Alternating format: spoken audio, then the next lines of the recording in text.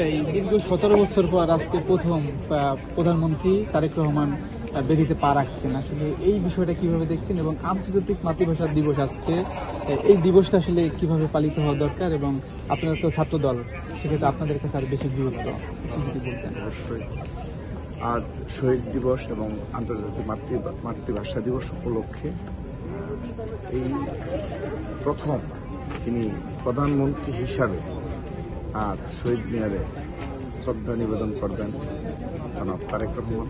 এটি অবশ্যই আমাদের অনেক ভালো লাগা কাজ করে। এই শহীদ মিনারের সাথে আমাদের ছাত্র দলের অনেক আবেগ জড়িত।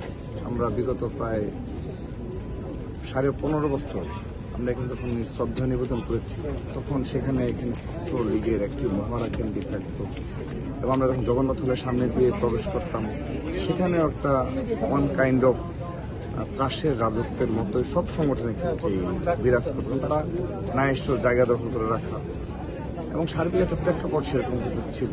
তো আজ সবাই মুক্তভাবে স্বাধীনভাবে সবাই স্বতঃস্ফূর্তভাবে সকল ছাত্র সংগঠন এবং দেশের আপামর জনগণ তারা তাদের সেই বীর শহীদদের প্রতি শ্রদ্ধা নিবেদন করতে পারবে এবং ভাষা শহীদদের, ভাষা সৈনিকদের প্রতি যে একটা শ্রদ্ধা, সেটি আজকে আমরা জাতি ঐক্যবদ্ধভাবে আমরা সেটি পালন করব।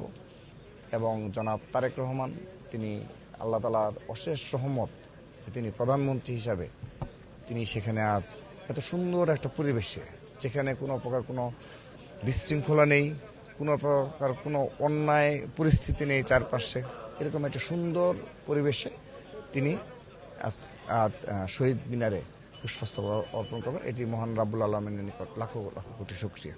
মানুষ কত ধরনের বুলিং করে বা কত হ্যারাসমেন্ট করার চেষ্টা করে প্রধানমন্ত্রীকে কেন্দ্র করে, সেক্ষেত্রে মানুষ কি বলবে?